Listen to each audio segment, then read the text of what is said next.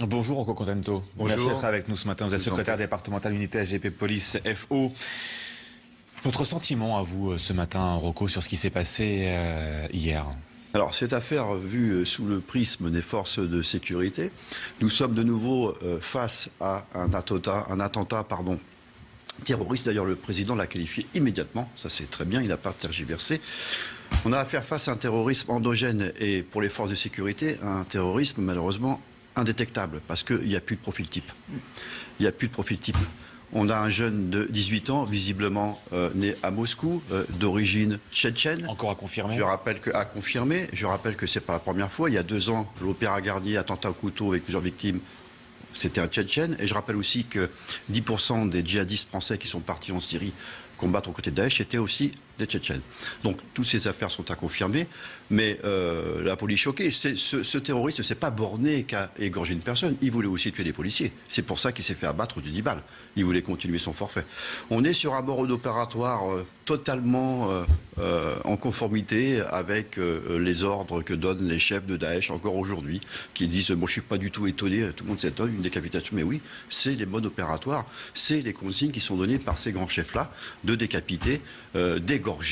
Rocco Contento, comment s'est passée l'intervention hier des policiers? Est-ce que vous avez des informations sur comment ils ont été appelés, comment ils sont intervenus? En fait, les policiers, c'est la brigade spécialisée de terrain, la BST, qui a été appelée parce que il y avait un homme sur la voie publique avec un couteau. Donc les collègues sont arrivés, ont vu cet homme-là. Cet homme-là, malheureusement, n'a pas voulu poser son couteau. Il avait aussi un pistolet, visiblement, à air comprimé, seul à plomb. Et il a voulu s'en prendre aux forces de l'ordre, il a été abattu. Et à proximité, il y avait malheureusement, à 200 mètres de là, le cadavre d'une personne décapitée sur la voie publique. Donc voilà, le rapprochement a été fait et l'enquête est en cours, il y a des gardes à vue et je dirais une fois de plus que je ne crois pas encore du tout à cette théorie du loup solitaire. Je dis que ça n'existe pas et les gardes à vue, à mon avis, parleront. Rocco Contento, les policiers au quotidien interviennent dans les collèges, lycées, de plus en plus, de moins en moins? C'est constant, je dirais. Pour l'instant, bon, les policiers vont plus intervenir sur le couvre-feu. Si on en parle tout à l'heure, j'aurai des choses à dire à ce sujet-là. Non, nous intervenons quand il y a la commission d'infraction, quand un policier ne peut pas rentrer comme ça dans une école ou dans un collège ou dans un lycée. C'est souvent sur une réquisition, c'est quand un proviseur ou un professeur nous appelle pour un problème ponctuel. Et là, nous intervenons. Moi, je voudrais dire une chose, c'est que ce que dit Laurence, c'est vrai, c'est que le terrorisme, il est fait pour terroriser. Et aujourd'hui, on a tout un monde enseignant qui est, il faut le dire, terrorisé. Idéalement, il faudrait que tout le monde produisent des caricatures massivement. Ils ne pourront pas tuer tout le monde. Mais voilà, là, c'est l'objectif de l'islamisme radical, le terrorisme islamiste, c'est ça. C'est terroriser, c'est insécuriser les gens, avec aussi des modes opératoires terribles. Alors, il n'y a rien de plus terrible. Regardez, un couteau, on égorge quelqu'un ou on le décapite. Il y a aussi ce mode opératoire qui est fait à dessein, je dirais, chez ces personnes-là. C'est vrai que nous sommes des policiers républicains au service de l'État, mais notre cœur de métier n'est pas de contrôler les attestations. Nous avons procédé à bonne application du confinement. Nous avons accompagné le déconfinement. Là, nous sommes obligés, puisque si il y a une coercition possible, c'est la police qui devra le faire par rapport aux attestations. N'oublions pas qu'il y a la police municipale à Paris qui n'est pas encore gravée dans le marbre mais qui existe avec plusieurs milliers d'agents. Ce serait plutôt son travail de faire ça. J'en profite pour pousser un petit coup de gueule. Vous savez que les policiers nationaux de nuit sont beaucoup moins nombreux que ceux de jour. Donc toutes les forces d'appui, les BAC, les CSI vont devoir procéder au contrôle. Et ce sont tous les collègues du jour qui habituellement travaillent du jour, qui ont été autoritairement décalés de nuit, de 22h à 6h du matin, aujourd'hui, demain et dans les jours à venir. Et tout ça par la faute des autorités de la préfecture de police et notamment la direction de la police d'agglomération parisienne, en la personne de sa directrice. Donc je voulais pousser ce coup de gueule.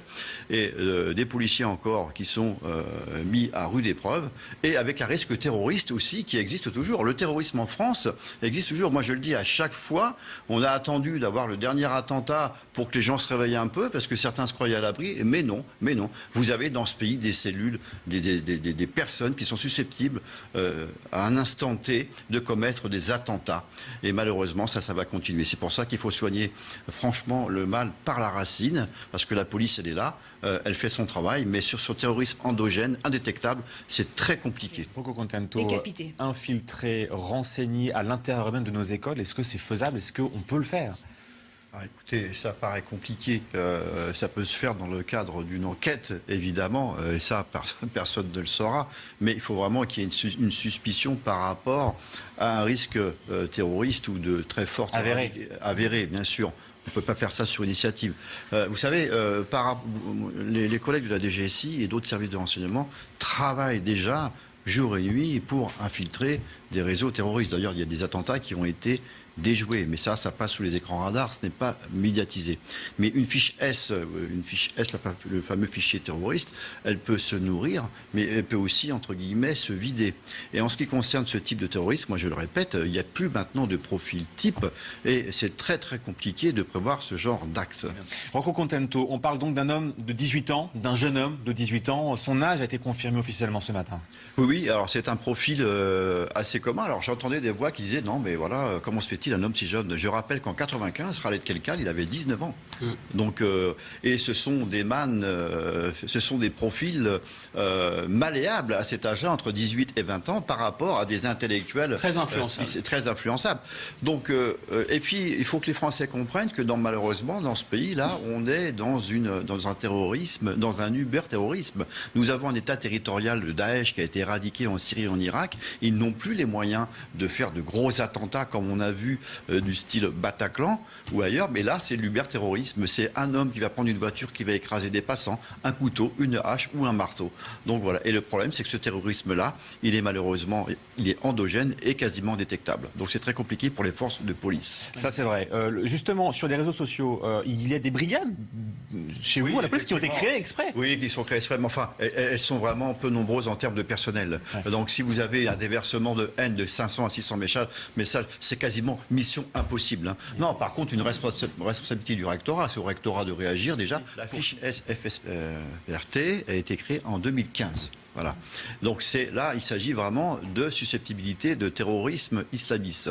Mais vous pouvez être fiché S pour bien d'autres motifs. Voilà. Donc il faut faire très attention et ne pas englober tout le monde.